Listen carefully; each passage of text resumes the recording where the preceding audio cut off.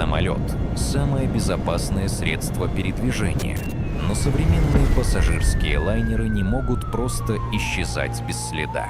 Мы живем в эпоху, когда технологии фиксируют каждый шаг. Но почему гигантские стальные птицы с сотнями людей растворяются в воздухе или превращаются в летучих голландцев, безмолвно летящих на автопилоте? Представьте, вы летите на истребителе, заглядываете в иллюминатор пассажирского судна, а там сотни людей без сознания, и в кабине пилотов никого нет. Сегодня в архиве теней мы разберем две самые пугающие авиационные загадки, где технологии стали не спасителями, а безмолвными свидетелями катастрофы. Десятилетиями люди верили в надежность автопилотов и систем связи, но истории, о которых мы сегодня расскажем, ломают все базовые представления о безопасности. Август 2005 года. Рейс 522 авиакомпании Helios Airways вылетает с Кипра в Афины со 121 человеком на борту. Взлет проходит абсолютно штатно.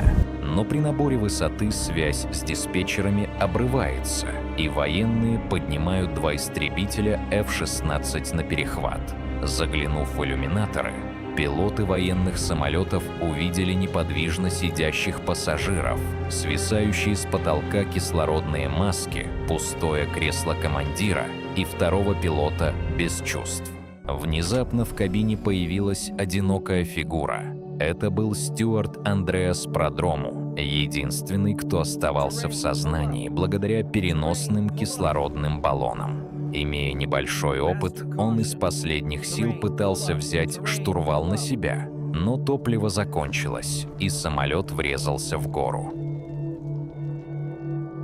Причиной этого кошмара стала крошечная ошибка механиков, которые забыли переключить тумблер давления воздуха в автоматический режим. Из-за декомпрессии невидимый враг, гипоксия, лишил людей кислорода и усыпил весь рейс за считанные минуты. Случай с рейсом Helios показал, что любая, даже самая совершенная система уязвима перед крошечной человеческой ошибкой. Для отслеживания полетов сегодня используются радары и специальные датчики, транспондеры. Но что, если человек за штурвалом не ошибается, а намеренно превращает свой самолет в невидимку, стирая его с цифровой карты мира? Ночь 8 марта 2014 года. Огромный Boeing 777 авиакомпании Malaysia Airlines вылетает из Куала-Лумпура в Пекин. Это рейс MH370, на борту которого 239 человек. За штурвалом опытнейший капитан Захари Ахмад Шах и 27-летний второй пилот Фарик Абдулхамид. В 1 час 19 минут ночи капитан Захари спокойным голосом прощается с диспетчером на границе воздушного пространства Вьетнама. Good night, Malaysian 370. Спустя мгновение Боинг растворяется с экранов наземных радаров. Следователи пришли к выводу, что транспондеры и системы передачи данных не вышли из строя разом. Они были отключены вручную. Сразу после этого самолет сделал агрессивный разворот, на который автопилот просто не способен, и взял курс на юг, в бескрайнюю пустоту Индийского океана. Анализ данных показал, что самолет поднялся до экстремальной высоты в 40 тысяч футов, и при этом кабина была разгерметизирована. Кислородных масок пассажирам в салоне хватает лишь на от 10 до 15 минут, после чего они засыпают вечным сном, прямо как на рейсе Helios. У пилотов же в кабине есть свой запас кислорода, рассчитанный на несколько часов. Это означает, что один человек все это время сидел за штурвалом и методично вел самолет с 238 жизнями за спиной в самую безлюдную часть планеты. Внезапно, когда лайнер пролетал над островом Пенанг, мобильный телефон второго пилота неожиданно включился и на короткое время поймал сигнал наземной вышки. Пытался ли молодой пилот тайно позвать на помощь? Ответа нет. Несмотря на отключенные системы слежения, спутниковый терминал самолета продолжал работать. 7 раз за 7 часов этот самолет-призрак безмолвно отправлял спутнику Инмарсат автоматические цифровые рукопожатия.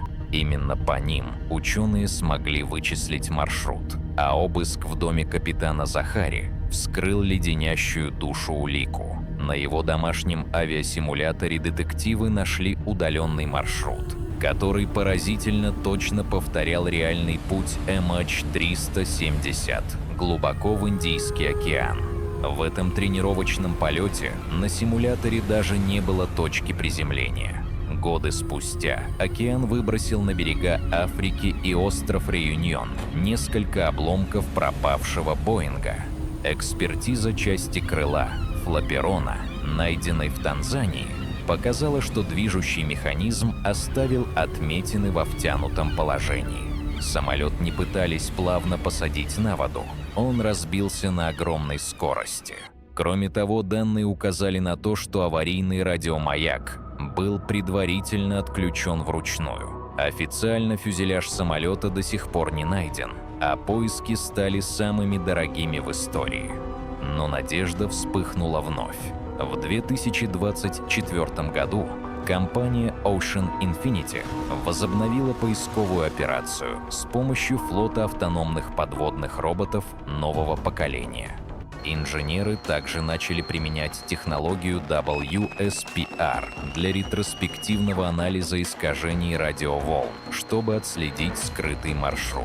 А интернет тем временем переполнен леденящими теориями и утечками о том, что подводные дроны якобы уже нашли черные ящики, на которых слышно, как абсолютно спокойный пилот произносит короткую молитву прямо перед ударом об воду.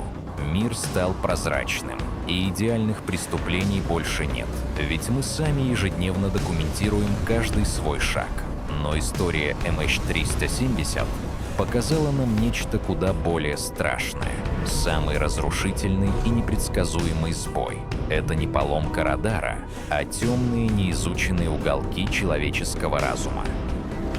А как вы думаете, что на самом деле произошло за запертой бронированной дверью рейса 370? Напишите свои теории в комментариях. Подписывайтесь на Архив Тени, чтобы не пропустить наши новые расследования. Будьте осторожны, берегите себя и помните, безнаказанных не бывает.